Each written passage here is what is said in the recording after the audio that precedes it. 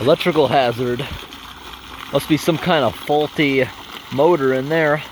Or maybe it's to keep you from stealing all the pennies. Look at all the foam around.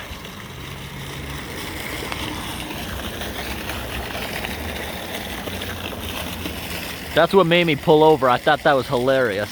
Some kid must have poured an entire container of soap in here. It's going away fast. It took me like 20 minutes to turn around. It was probably over these plants before. You can see it all shriveled up.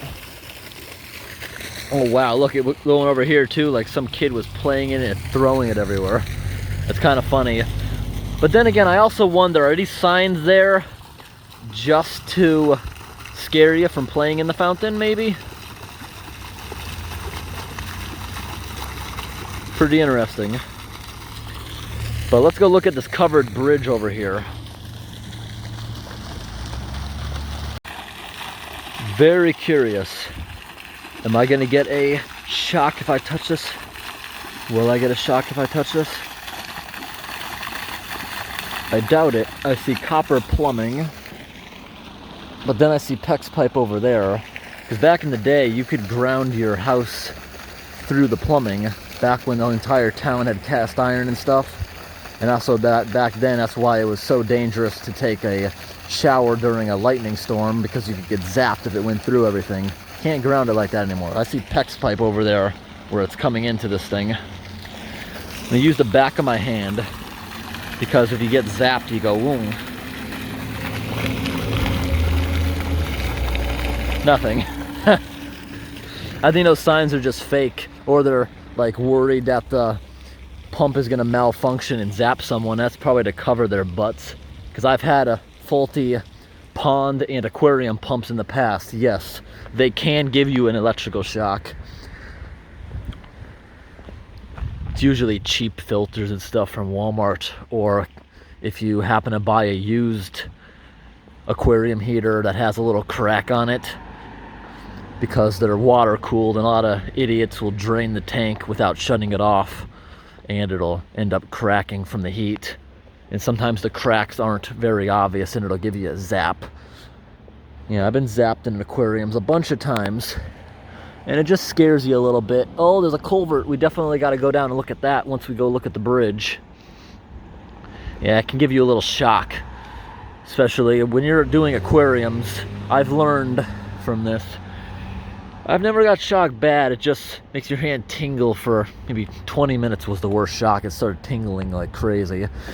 Just don't stand on a concrete floor with bare feet when you're messing with your aquariums, in case that kind of thing was to happen. Now we're gonna look at this place.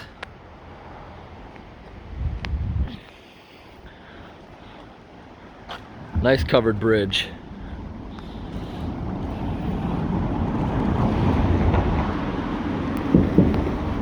So yeah, just like train ties, how they inject the preservatives into them. Awesome. And right here, we're at the Saco River in North Conway. Let's go look at that little culvert. Okay, the culvert's coming out right over here and draining into the Saco River. And I don't see on the other side where it's going. So that means it's probably a really long culvert going under the bridge. And I'm thinking maybe between those houses over there is where it'll come out. Let's go check out this culvert. And I don't mind getting the bottom of my shoes wet if it's an interesting culvert. These are garbage shoes. I don't care about wrecking them. I'm not gonna walk all the way back to the vehicle.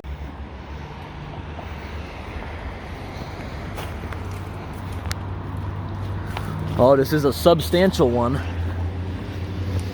Might actually have to walk back for lights.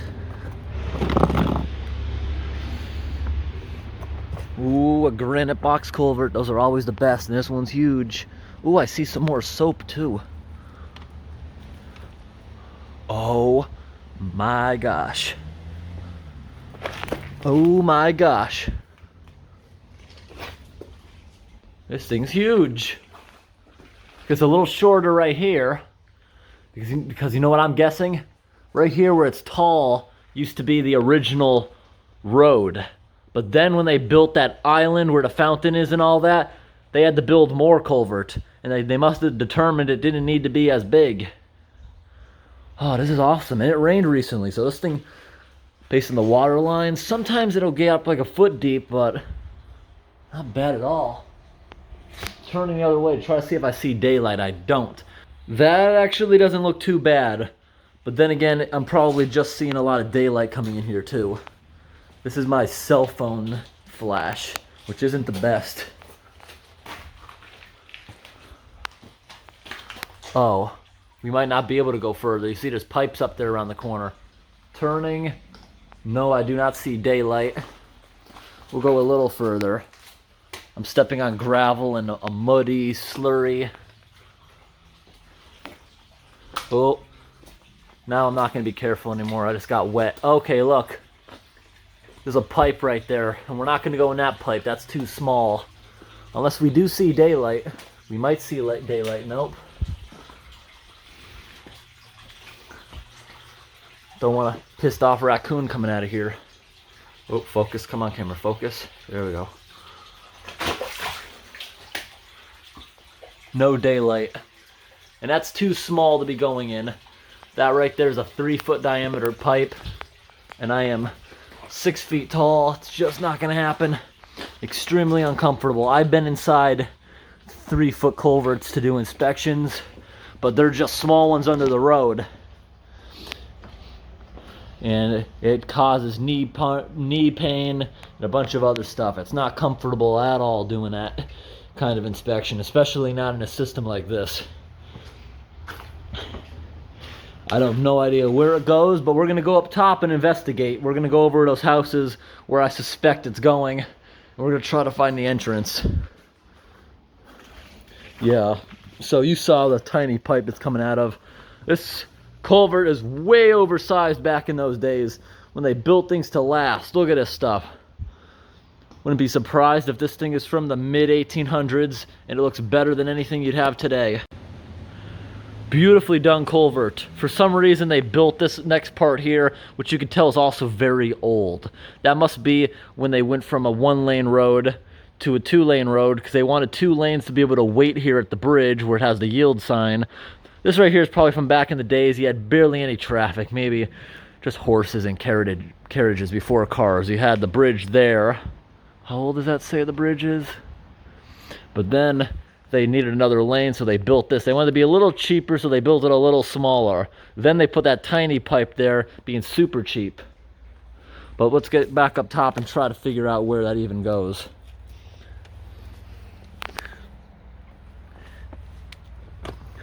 You see how this thing is dripping here? It hasn't rained in a couple days. You know what that might actually be? If you notice in the middle of that fountain, it has a little overflow. It may be splashes just going into it. Because I don't know if that thing is set up like a toilet where it has a float and that's how it keeps filling back up. Ooh, something's going on.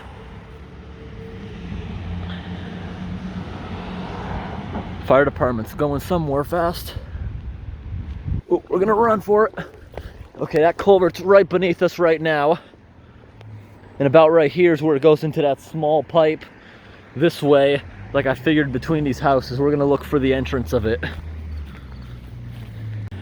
Yeah, I was right. I've done culvert inspections for such a long time, I can just tell by the land. Even though the culvert is aimed this way diagonally, it's not going over there. Before I even entered, I knew it was going around that corner, just by the shape of the land. And yes, it goes right over here. This is where that little stream is getting picked up from.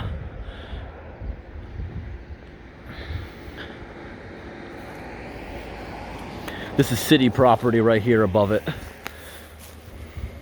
Okay, so this is where it goes in. Makes sense why I was unable to see daylight, because it looks like, see this embankment, this guy's throwing all kinds of stuff down here from gardening, leaves. Because you see, from the stream bed right here, this pile is not natural. This guy's throwing dirt and gravel stuff there. I bet there's a nice embankment like this underneath all that stuff.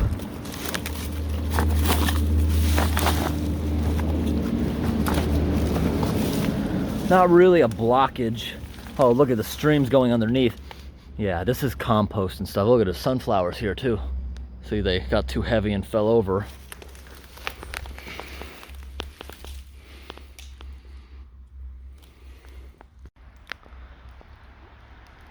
Yeah, it's a good thing I didn't do this anyways, because as soon as you get in, the first section here is going steep into a pool of water at the joint under the road. And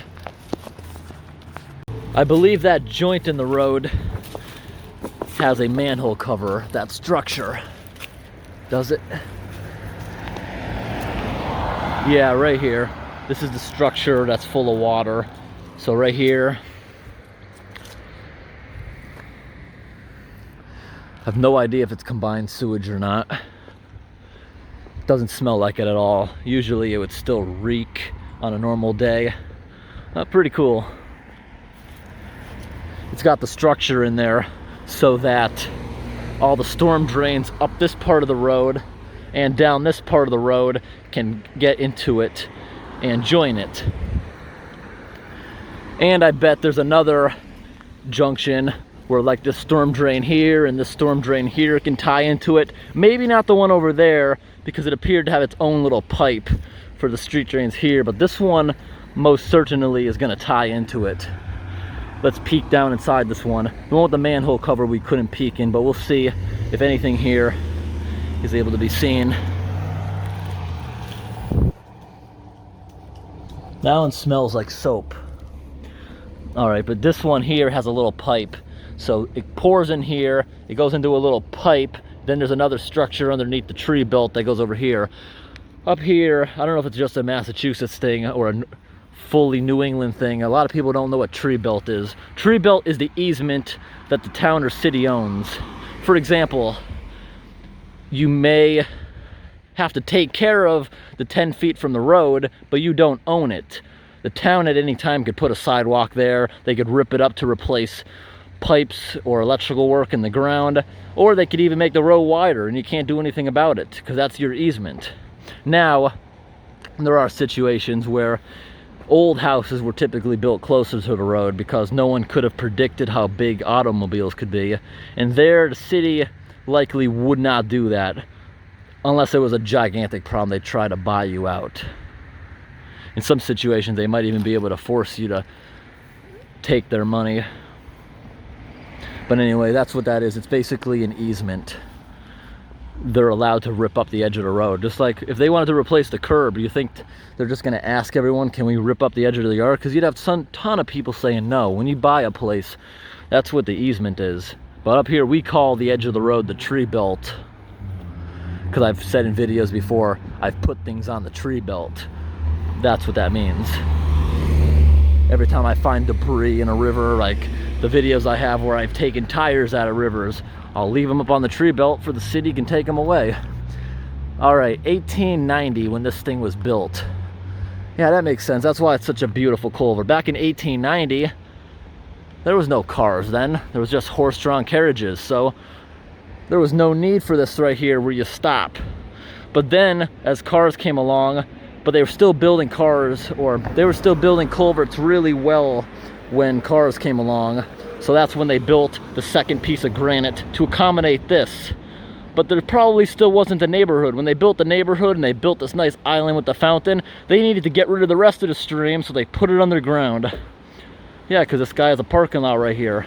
Wanted a parking lot more than a little stream in the front yard, which would have been really cool to have a little trickling stream in the front yard. But also putting streams underground also helps with flooding.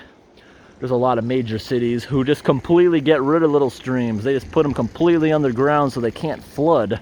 Because in a pipe, they can flow a lot faster and get rid of the water in a smaller amount of time. Because in a pipe, it can go speeding without causing damage. A riverbed, it can't go that fast because every rock is acting like a baffle, slowing it down. Because look at this river here. See how deep it is? If this riverbed was flat like a piece of concrete like they have in California, you'd be able to get rid of this water like a tenth of the time. It would be speeding by with nothing to stop it. They do slow it down around corners where they'll have it really wide to accommodate that, but it makes sense. All right, on the other side, This person set up a garden here. Or maybe it was just done by the city to help with erosion. Either way, it says posted. So it may be this guy's private property because it is kind of far away from where the easement would be. Because right there I see it says posted. Walking around the little maze of cables they have. Just want to see what's underneath this bridge. See a bunch of morning glories, which are nice. What? That guy just talked to me, asking, are you with New Hampshire Bridge and Inspection? Because he's waiting for someone. He said they're about to do an inspection on the bridge. He didn't care what I was doing. He said I can go down here.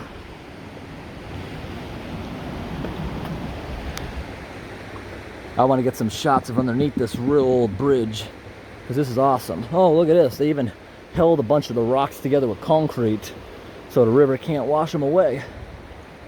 That's pretty cool. New Hampshire has great maintenance compared to some of the neighboring states. They do inspections before the failure, not just say they did it. Cool.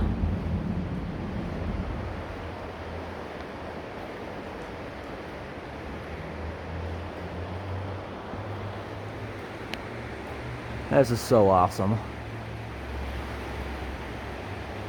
Since it was built, they had to add this to cut down on friction. Look at that giant wall they had to put up here, because this is the Saco River. It's well known for bad erosion. That's why you got to put up all these retaining walls and stuff. And over here you can tell when the water during the spring thaw gets way up here down. Just look at that bridge down there. You can even see part of the water line down there. See how high the water sometimes gets? Or that might just be from doing a repair because there was erosion in the concrete at the bottom. Yep, you see right here all the soil's washed out between these trees. But it did leave a pretty nice beach.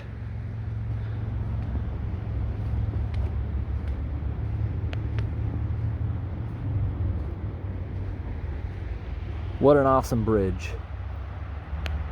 Hope this video was interesting. Thanks for watching.